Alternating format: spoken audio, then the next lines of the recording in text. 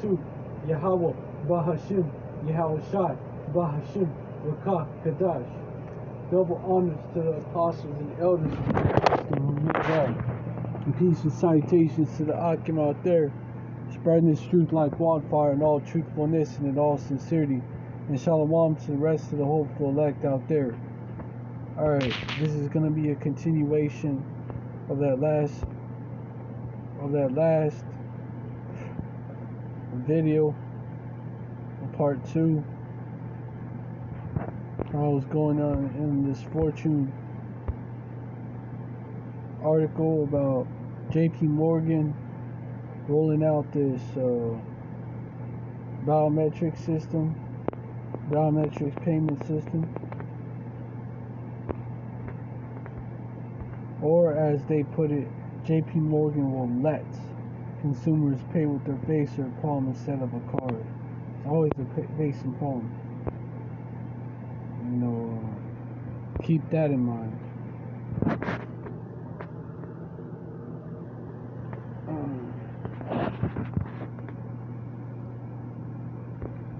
But I'm gonna pick up where I left off, where I was forced to leave off. Here's how it works. Customers enroll their palm. I'm gonna read this part. JP Morgan is seizing on the rising so-called popularity of biometrics technology, which uses unique body measurements to authenticate a person's identity.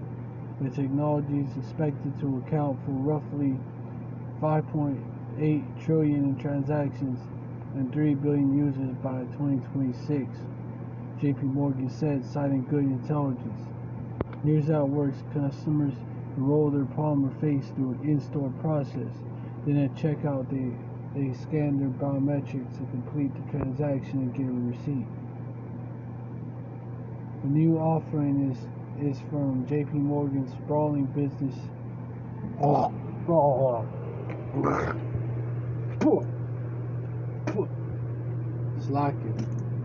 Sprawling payments business, which competes with the likes of Fidelity, National Information Services Incorporated, and Fiserv Inc. to offer payment processing technology to e-commerce sites and retailers around the world.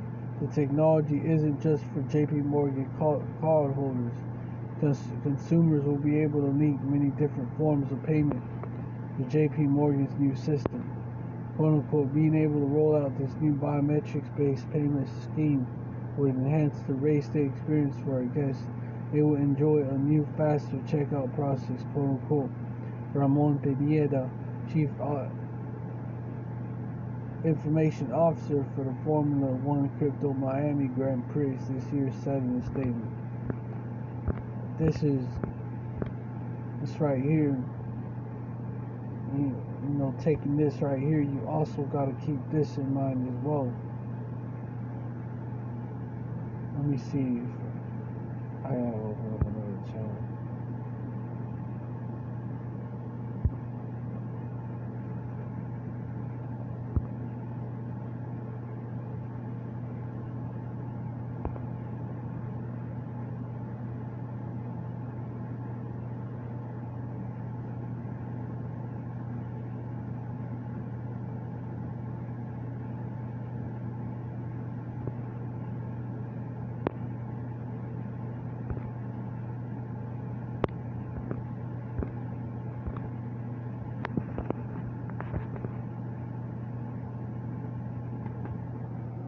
Got this article by Clockwork Orange, leading in a destructive world. Edward Dowd, only 6, got this Edomite, this insider by the name of Edward Dowd. Only 6 U.S. banks will be left by 2025 paving the way for CBDC. This Dowd claims could lead to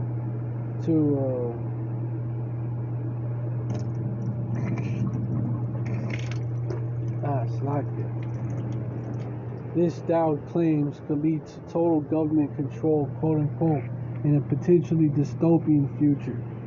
Edward Dowd, is from March 25th, 2023. I believe that's March.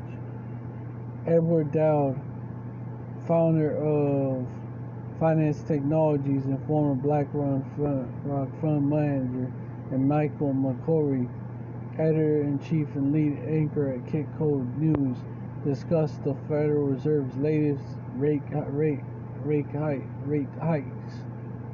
hikes, and why Dowd thinks that Fed Chair Powell will be forced to cut rates by June 2023, leading to a controlled implosion of the banking sector.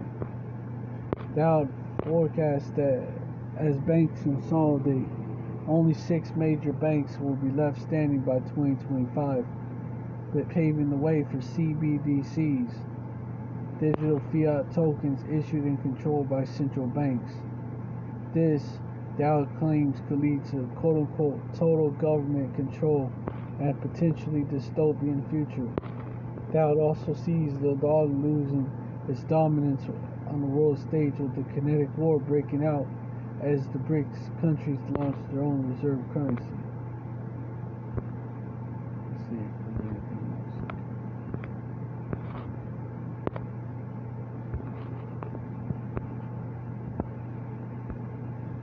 Kitco News.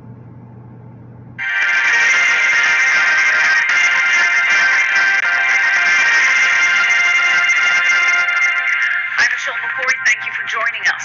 The Federal Reserve has raised interest rates to the highest level since 2007, and central banks worldwide continue to tighten in order to combat inflation. While my next guest warns that we are now on the brink of a global sovereign debt crisis. He's forecasting a very grim outlook for the United States, expecting a hard recession, more bank failures, a potentially controlled implosion that leads to the consolidation of the banking sector, with a very dystopian end result. Edward Dowd is the founding partner of Finance Technologies. He has over 3 decades of experience in finance, including working as a portfolio manager at BlackRock, the world's biggest asset manager. Edward, thank you for joining us. Thanks for having me on today. Very much appreciate your time. Well, I appreciate your insight, as terrifying as it may be. We have a lot to unpack, but let's start off easy with the latest from the Fed. The Fed raising by 25 basis points its range to the 4.75 to 5% range. Now, Jerome Powell is quite adamant that there will not be a pivot, saying that rate cuts are not in the base case, but the bond market is indicating otherwise. The 10-year Treasury yield falling to 3.5% on Wednesday. That's a drop from the peak of 4.2% in October. The yield is down 14% over the past few days, and you're saying that the Fed funds curve is pricing in a very different message from what Fed Powell will have us believe. Break that down for us. Yeah, so I haven't checked today, but as of yesterday, after the announcement and after he spoke, the Fed funds futures curve